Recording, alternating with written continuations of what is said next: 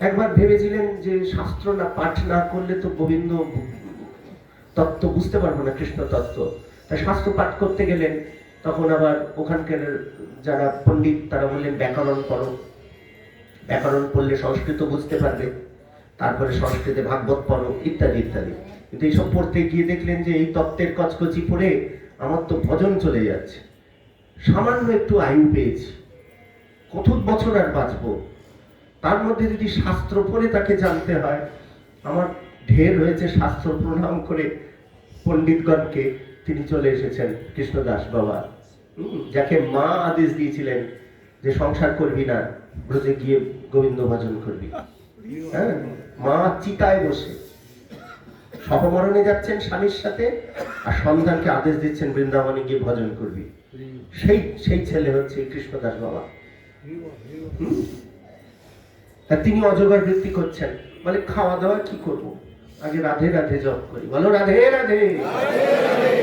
এই রাধে রাধে জপ করছেন কৃষ্ণদাস বাবা, রাধে রাধে, শুধু রাধা রাধা করেন, দীক্ষা মন্ত্র জপ করেন আর বসে থাকেন। বলে খাওয়া দাওয়ার জন্য ছুটবো কি, রাধা রানী দেখবে। হলেও তাই, দীর্ঘদিন এইভাবে অনাহারে থেকে, অজগর বৃত্তি তো 7 দিন 5 দিন পর পর কেউ আসলে তাকে কিছু খাবার দিয়ে যায়।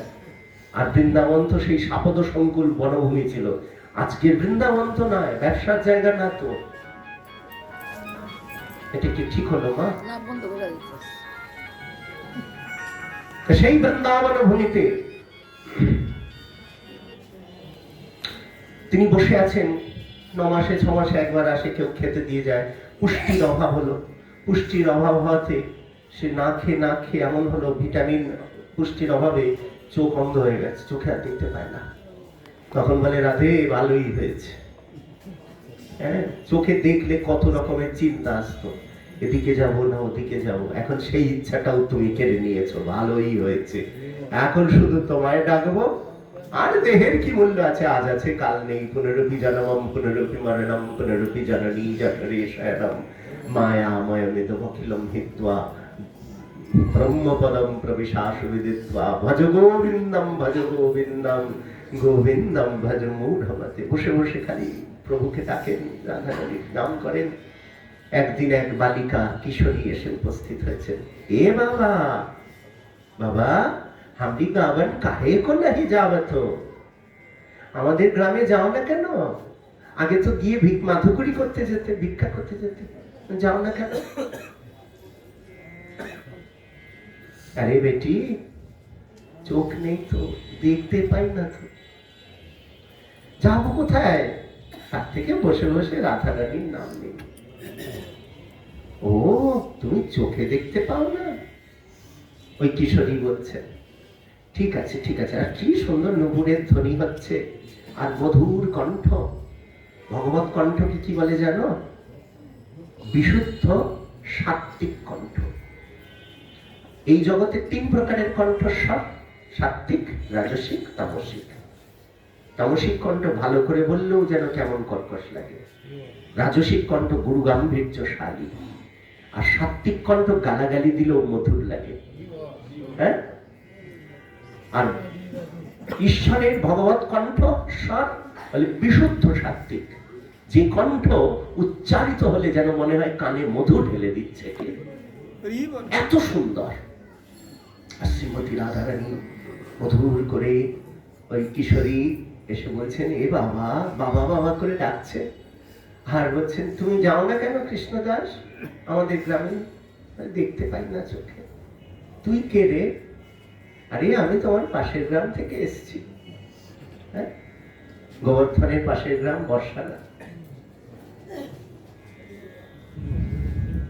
তারপরে বলছেন ঠিক আছে, এই নাও তোমার জন্য, তুমি যাও না তো ভিক্ষা করতে, এই নাও মাধুরী এনেছি।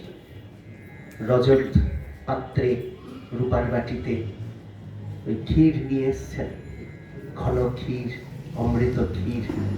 না, ক্ষীর খাইলো। ক্ষীর বলতে ব্রজমণ্ডলে ক্ষীর কাকে বলে জানো? মিষ্টান্ন। ক্ষীর মানে, আমরা ক্ষীর বলতে কি বোঝাই? রাবড়িকে। ওখানে ক্ষীর মানে মিষ্টান্ন। এই নাও ক্ষীর নিয়ে নাও, খাও।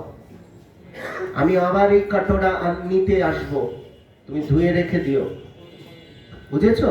মানে বাটিখানা আবার নিয়ে যাবে, ওর জন্য আসবে। আর তোমার জন্য আমি একটা কাজল নিয়ে আসবো, আমি নিজে হাতে তোমার ওই চোখে কাজল পরিয়ে দেবো, তুমি দেখতে পাবে, সব দেখতে পারবে, জীবনে যা দেখোনি তাও দেখতে পারবে। রাধে রাধে।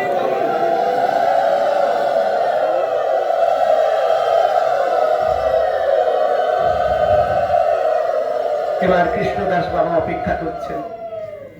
আমার হৃদয়ে এত আনন্দে মাতিয়ে দিল যে অভিনব, অননুকরণীয়, অনির্বচনীয়, অনাস্বাদিত পূর্ব যে পরমানন্দ আমার হৃদয় থেকে উদ্ভাসিত হলো, সেই কিশোরী আর আসে না কেন? একদিন যায়, দুদিন যায়, 3 দিন যায়, ভজন সাধন মাথায় উঠেছে, না হরিনাম করতে কিছু, খালি ওই কিশোরীর কথা স্মরণ হচ্ছে। ওই কিশোরী আবার কখন আসবে? ওই পাত্রখানা ধুয়ে পরিষ্কার করে রেখে দিয়েছেন, বলেছে যে আসবে। অভিমান হয়েছে। 2-3 দিন গত হওয়ার পর ওই কৃষ্ণদাস বাবার অভিমান হয়েছে, এবার ওই কিশোরী আসলে আমি একটা কথাও বলবো না, আসুক, কথাই বলবো না, অভিমান হয়েছে। অভিমান হলো, আরো কয়েকদিন গেল, অভিমান গলে জল হয়ে গেল, আর অভিমানও করার জায়গা নাই, আসে না যে, তাহলে কি আর আসবে না? ও কিশোরী, তুমি কবে আসবে? किशोरी कुछ ऐसा इंतजाम हो जाए, जुबा पे राधा राधा राधा नाम हो जाए, किशोरी कुछ ऐसा। কৃষ্ণদাস বাবা অপেক্ষা করছেন। হঠাৎ করে যখন সমস্ত হাল ছেড়ে দিয়েছেন, মনে মনে তখন লালসা হচ্ছে যে ভজনও হচ্ছে না, চঞ্চল হয়ে গেছে তো মন, এই জীবন রেখে কি করব? এবার কেউ মাদুগুড়ি নিয়ে আসলেও খায় না, অনাহারে দিন যাচ্ছে।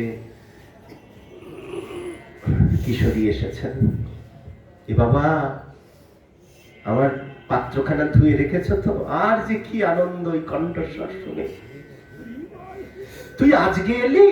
এবার তুই করে কথা শুরু হয়েছে। বেটি, তুই আজকে এলি? কবে থেকে সবাই তোর প্রতীক্ষায় দিন গুনছি, তোর কাণ্ড জ্ঞান নেই?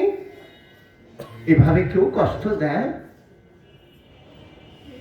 তাহলে আরে তোমার ওই কাজলটা জোগাড় করতে হবে, এ কি সাধারণ কাজল? হাতে করে কাজল নিয়ে স্পর্শ করেছে কৃষ্ণদাস বাবাকে। কৃষ্ণদাস বাবার অন্তর থেকে সারা অঙ্গে যেন অষ্টসাত্ত্বিক ভাব এসেছে, কম্পিত কলেবরে অপেক্ষা করছেন। চোখের মধ্যে কাজল লাগিয়ে দিয়েছেন তার কোমল হস্ত দিয়ে শ্রীমতী, আর সেই কজ্জল যখন নয়নে স্পর্শ হয়েছে, দিব্য দৃষ্টি লাভ করেছেন কৃষ্ণদাস বাবা, আর তার দুনয়ন ভরে শ্রীমতী রাধারানীর অপূর্ব রূপ যে রূপের সীমা পরিসীমা এই জগতের কোনো কিছু দিয়ে তুলনা করা যায় না। মনীন্দ্র বৃন্দ বন্দিতে ত্রিলোক শোক হারিণী, প্রসন্ন বক্ত্র পঙ্কজে নিকুঞ্জ ভূবিলাসিনী, ब्रजेंद्र भानु नंदिनी ब्रजेंद्र सोनु संगते, कदा करीष्यसि हमां कृपा कटाक्ष भाजनम्। अशोक वृक्ष वल्लरी वितान मंडप स्थिते, प्रबाल बाल पल्लव प्रभारुणांग्रि कोमले, बड़ा भय स्फुरत् करे प्रभोत संपदालये, कदा करीष्यसि हमां कृपा कटाक्ष भाजनम्। अनंग रंग मंगल प्रसंग भंगुर भ्रमं सुविभ्रमं ससंभ्रमं, दृगंतवान पातनै निरंतरं वशीकृत, प्रतीत नंद नंदने कदा करीष्यसि हमां कृपा कटाक्ष भाजनम्। तरित् सुवर्ण चंपक प्रदीप्त गौर विग्रहे, শ্রীমতী রাধারানী বর্ণনা করছেন। দেখো তড়িৎ সুবর্ণ চম্পক প্রদীপ্ত গৌর বিগ্রহে। তড়িতের যে রং, রাধে রাধে রাধে রাধে, তড়িতের যে রং, তড়িতের ছটা যদি হয় কেমন হবে? বলে সুবর্ণ চম্পক প্রদীপ্ত গৌর বিগ্রহে। ওই যে তপ্ত কাঞ্চনের যে রং, তাই বলছেন তড়িৎ সুবর্ণ চম্পক প্রদীপ্ত গৌর বিগ্রহে। আর মুখ প্রভা পরাস্তু কোটি শারদেন্দু মণ্ডলে। আর মুখের যে প্রভা পরাস্ত করে দিচ্ছেন কোটি কোটি শরদের চন্দ্রকে। মুখ প্রভা পরাস্তু কোটি শারদেন্দু মণ্ডলে। বিচিত্র চিত্র সঞ্চর চकोर সাবলোচনে। कदा करिष्यसि मम कृपा कटाक्ष भाजनम्।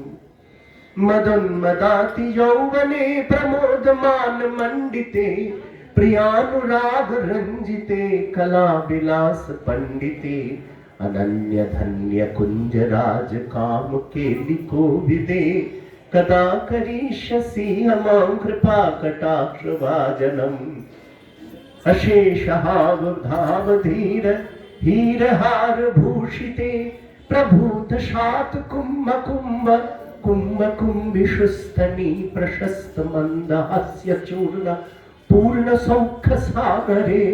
कदा करिष्यसि मम कृपा कटाक्ष भाजनम्। मृणाल बाल बल्लरी तरंग रंग दर्लते। लताग्रलास्य लोल नील लोचनावलोकने। लल्लुलन मिलन मनोज्ञ मुग्ध मोहनाश्रय। कदा करिष्यसि मम कृपा कटाक्ष भाजनम्। सुवर्ण मालिकांचिते त्रिरेख कम्बुकण्ठगे। त्रिसूत्र मंडली गुण त्रिरत्न दीप्ति दीधिति। सलोल नील कुंतलै प्रसून गुच्छ गुल्फिते। कदा करिष्यसि मम कृपा कटाक्ष भाजनम्। শ্রীমতী রাধারানীর কৃপা কটাক্ষ লাভ করে কৃষ্ণদাস বাবা ধন্য ধন্য চিত্তে শ্রীমতীর অপূর্ব রূপ মাধুরী দর্শন করে শ্রীমতীর চরণে পড়ে কাঁদছেন। হে লাডলি লাল, হে রাধে, আমার কি অহোভাগ্য যে তোমার এই রূপ দর্শন করেছি। শ্রীমতী রাধারানী তখন বড়মুদ্রায় আশীর্বাদ করে অভয় দিচ্ছেন আর বলছেন, শ্রী কৃষ্ণদাস উঠো উঠো, আর সংশয় করো না। আমি সাক্ষাৎ গোবিন্দানন্দিনী, গোবিন্দ সর্বস্ব মাধুর্য কাদম্বিনী, তোমার কাছে এসেছি। ওই জিহ্বায় আমি বসে থাকবো, তোমার কোনো শাস্ত্র পড়তে হবে না। রাধে রাধে। আমি তোমার জিহ্বায় বসে সমস্ত শাস্ত্রের উত্তর দিয়ে দেব। তিনি হলেন এই সিদ্ধ কৃষ্ণদাস বাবা। এনাদের কথা শুনতে হয়। ব্রজের এই সাধু সন্তগণের মহাত্মাগণের কথা না শ্রবণ করলে দৃঢ়তা আসে না গোবিন্দ চরণে। শ্রীমতী রাধারানীর যে কি অবস্থা তা ধারণা করার উপায় আছে আমাদের? নাই। তাই শ্রীমতী রাধারানী বললেন, এই আমি বসে রইলাম তোমার জিহ্বায়। তিনি হলেন এই সিদ্ধ কৃষ্ণদাস বাবা। তার চরণে গেছেন লালাবাবু, দীক্ষা নেবেন, মন্ত্র নেবেন, হ্যাঁ দীক্ষা নেবেন। আর আমাদের দীক্ষার উদ্দেশ্য কি? পিতামাতা বলেছে কান শুদ্ধি করতে হবে। গুরুদেব যদি বলে এখন হবে না, অপেক্ষা করো, তুমি আমায় দেখো, আমি তোমায় দেখি,